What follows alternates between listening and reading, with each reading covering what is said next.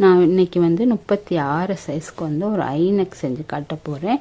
இப்போ நான் வந்து இந்த துணியை வந்து அப்படியே ஒரு சின்ன துணியை 2ஆக மடித்து போட்டிருக்கிறேன், 4ஆக மடித்து போட்டிருக்கேன். 2 பக்கம் மூடினது, 2 பக்கம் ஓப்பன் பகுதியில் 1 இன்ச் தள்ளி வச்சுருக்கிறேன். கீழே வந்து இப்போ உயரம் ப்ளவுஸ்க்கு உயரம், ப்ளவுஸ்க்கு வந்து 14 இன்ச்சு உயரம், 15 இன்ச்சு தையலுக்கு 1 இன்ச்சு சேர்த்து 15க்கு மார்க் பண்ணுறேன். தான் வைக்க போகிறேன்.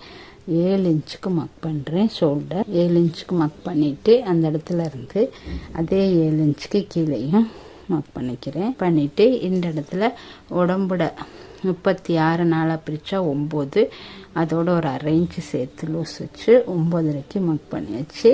மீதமுள்ளதை தையலுக்கு எடுத்துக்கிறேன். அவ்வளோதான். இப்போ இது 2க்கு நடுவில் புள்ளி வச்சுட்டு அப்படியே ஸ்லாண்டிங்காக வளைச்சி விட்டுறேன். இதில் ஒரு 1/2 இன்ச்சு கிராஸ் கொடுத்துக்கிறேன். அவ்வளோதான். இப்போ இதில் வந்து நம்ம நெக் வந்து நான் முன் பக்கம் தான் எல்லாமே மார்க் பண்ண போகிறேன். பின் பக்கம் அவ்வளோதான். இப்போ கீழே வந்து டாட் போடணும். இந்த இடத்துலேருந்து 4 இன்ச் தள்ளிட்டு 2 பக்கம் 1/2 இன்ச்சு, 1 இன்ச்சுக்கு 4 இன்ச் உயரத்தில் ஒரு டாட் போட்டுக்கலாம். முன்னுக்கு மடித்து தைக்கிறதுக்கு 1/2 இன்ச்சு தையல் கொடுத்துட்டு மார்க் பண்ணியாச்சு. இப்போ இதை விட இதில் 1/2 இன்ச் எக்ஸ்ட்ரா, அதே மாதிரி இதுலேயும் ஒரு 1/2 இன்ச் எக்ஸ்ட்ரா, இந்த முன்னுக்கும் 1/2 இன்ச் எக்ஸ்ட்ரா. அதுதான் பேக் பார்ட் எடுத்துகிற ஒன்று தான். 4 இன்ச் எக்ஸ்ட்ரா, 3 கடவுள் விட்டாச்சு. 1.25க்கு மார்க் பண்ணியாச்சு. இந்த இடத்துல இருந்து 1.5க்கு மார்க் பண்ணியாச்சு. கீழே இருந்து 6.5க்கு மார்க் பண்ணியாச்சு. இதில் வந்து ஒரு 1/2 இன்ச்சுக்கு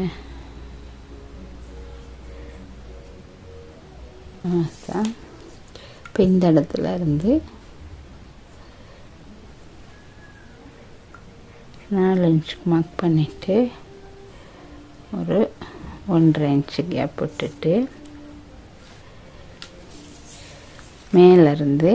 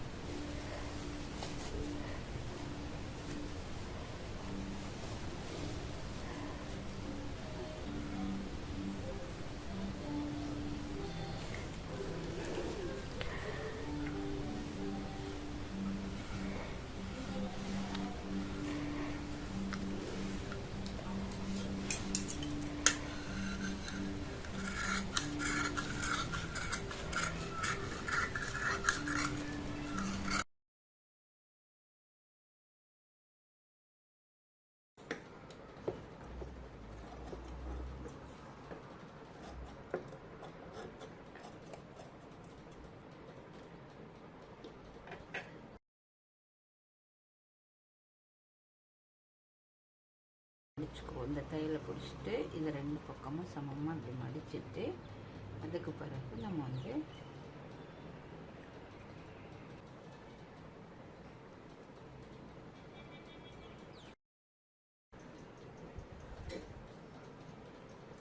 வணக்கம், நான் சோஃபியா. இன்றைக்கி வந்து ஒரு ஸ்லீவ் மார்க் பண்ணி அதில் டிசைன் பண்ண போகிறேன். இப்போ ஏற்கனவே நான் அதில் உள்ள பூவில் வந்து இந்த மாதிரி வரைஞ்சிருக்கிறேன். இன்னும் கொஞ்சம் மேலேயும் நான் வரைய போகிறேன்.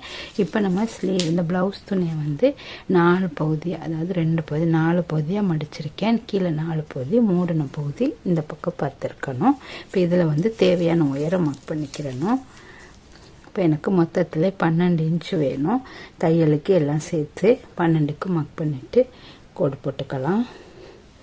இது எவ்வளோ தூரம் நான் மடித்து கொஞ்சம் எக்ஸ்ட்ரா இந்த துணியை நான் விட்டுருக்குறேன். உடம்போட மெஷரை விட 1 இன்ச் கூட வச்சுக்கிட்டா கைக்கு போதும். இப்போ நம்ம 36 சைஸுன்னு எடுத்துட்டோம்னா 4 பிரித்தா 9, அதோட 1 இன்ச்சு சேர்த்து 10 இன்ச்சு இந்த இடத்துல இருந்தால் போதும். ஸ்லீவ் மார்க் பண்ணிடலாம். 10 இன்ச்சுக்கு மடித்து போட்டிருக்கிறேன். இப்போ அடுத்து மேலேருந்து ஒரு 3.5 இன்ச்சுக்கு டவுன் பண்ணிக்கலாம். 3 இல்லை 3.5க்கு டவுன் பண்ணிக்கலாம். நான் 3.5க்கு மார்க் பண்ணியிருக்கிறேன். கீழேருந்து 6 இன்ச்சுக்கு மார்க் பண்ணுறேன். 6 இன்ச்சுக்கு மார்க் பண்ணிவிட்டு இதை அப்படியே ஸ்லாண்டிங்காக கோடு போட்டுக்கலாம். இதுக்கு பிறகு தையலுக்கு 1.5 இன்ச்சோ 2 இன்ச்சோ விட்டுக்கலாம். அந்த பக்கம் துணி இருக்கான்னு பார்த்துக்கிறோங்க. அவ்வளோதான். இப்போ இந்த நாங்கள் இங்கே மார்க் பண்ண இடத்த கிராஸாக கோடு போட்டுக்கிடுவோம்.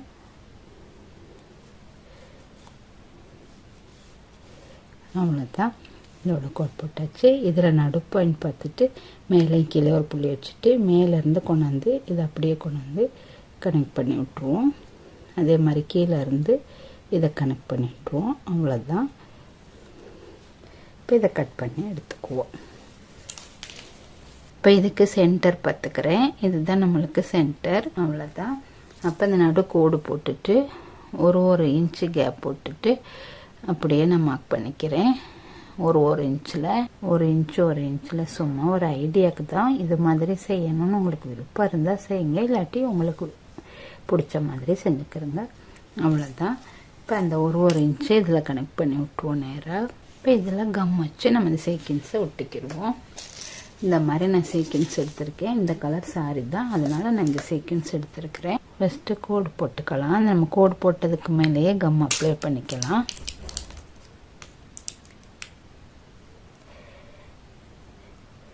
இந்த தையலுக்கு வர்ற இடத்த விட்டுறணும். விட்டு இந்த இடத்துல நம்ம வந்து ஒன்றுன்னா அப்படியே அடுக்கி விடணும். இந்த மாதிரி ஒரு ஊசி எடுத்துட்டு, ஊசி இல்லைன்னு சொன்னால் நீங்கள் ஓக்கு கூட எடுத்துக்கலாம். பின் எடுத்துட்டு அந்த எட்ஜில் இப்படி தூக்கி வச்சா ரொம்ப ஈஸியாக செஞ்சிடலாம்.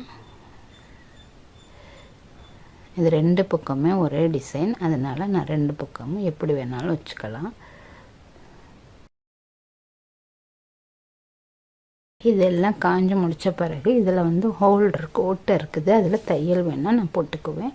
அப்போ நம்மளுக்கு ஒழுகாமல் நம்ம நல்லா இருக்கும் ஸ்டிஃபாக. அவ்வளோதான். ஃபுல்லாக இந்த சீக்வென்ஸ் பிடிச்சிட்டு அடுத்து இந்த மாதிரி நான் இந்த கலர்ஸ், இந்த பிங்க் கலர் இருக்கிறனால இதையும் இதில் ஒட்டுவேன். இடையிடையே இந்த மாதிரி நான் லீஃப் நரைச்சிருக்கேன், இதுக்குள்ளே இதை அப்ளை பண்ணி விட்டுருவேன். இப்போ வந்து ஒரு சீக்வென்ஸும் அடுத்த ரோவில் இதை ஃபுல்லாக ஒட்டுவேன்.